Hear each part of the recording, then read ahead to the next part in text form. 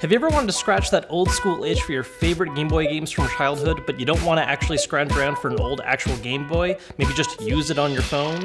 Well, that's the idea behind the Smart Boy from Hyperkin, a product that was originally teased a week ago as an April Fool's joke, but was quickly revealed the following day on Reddit to actually be a marketing ploy, and I needed to see whether or not people are actually interested in buying the product. Now, to be perfectly honest with you, when this thing first popped up in my feed, I didn't even give it a second glance. But then, shortly later, John from TLD as well as my brother Josh brought it to my attention, basically saying, hey, have you seen this thing called the Smart Boy? It looks really cool. And then I proceeded to tell them why, at least me personally, I wasn't very excited. It mostly comes down to the fact that there's just a whole lot of problems that can keep this thing from succeeding, the first of which is Nintendo.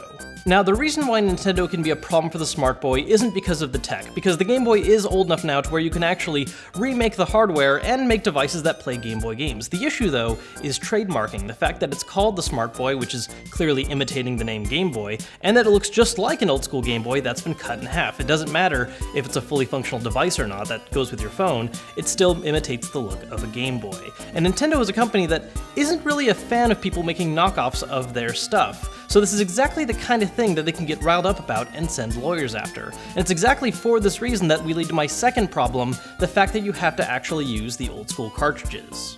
Now, if you've read into what the Smart Boy is, this might sound like kind of a dumb argument, because that's the entire idea behind it. You can hook your phone up to it and then plug in a cartridge and play your old school favorite games. But I don't think a lot of people have that response when they first look at least the mock-ups for what the system is. They see it where you can put your phone in this device and it acts like a Game Boy, which, your phone is a hard drive. It can play games directly from it. So a lot of people, I think, have this misconception where it's going to come with pre-packaged Nintendo games or have an in-app store where you can download stuff, which isn't the case, because if they did do that, that would definitely be infringing on Nintendo and would cause whole kinds of problems. So instead, you have to use old school cartridges, which is quite the extra step if all you were looking for was a simple device to use your phone to play old school games. And that leads us to another big problem, the fact that, well, actual Game Boys still exist. If you're going to take the time to hunt down old school Game Boy cartridges, why wouldn't you just go that extra mile and get an actual Game Boy? I mean, you can go on Amazon right now and look up a Game Boy Advance SP and get one in good condition for about 40 or 50 bucks. Now,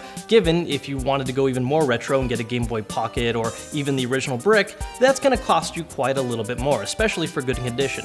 But if you just want to play your favorite old school games, 50 bucks is a pretty fair price, and unless the Smart Boy is something a lot cheaper than that, I don't see how it offers itself as a good alternative. Which leads to my fourth problem, the novelty of the thing.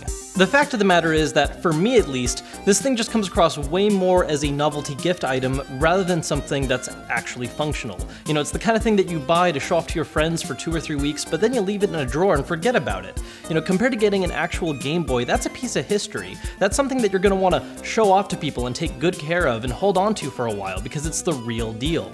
With this though, you're just going to buy it, use it a few times, but then the novelty is going to wear thin, and you're just going to end up forgetting about it. And that's what leads to really my final big issue, that I really don't know who the target audience is for this thing. If you're an old school gamer, you're more likely going to be down to get the actual real deal original Game Boy than buy some kind of product that's just going to let you emulate the cartridges. Whereas if you just wanted to buy it as a cool little accessory for your phone to play some of your old favorites, well, it's going to ask you to do a little more than that because you're still going to have to hunt down old cartridges. Now, if you have a couple still sitting in your attic, awesome, but otherwise, that's going to end up costing you a lot more money than you thought you were going to pay at first, which once again comes back down to price point. Now, to be fair, there are some upsides about the Smart Boy that I do recognize.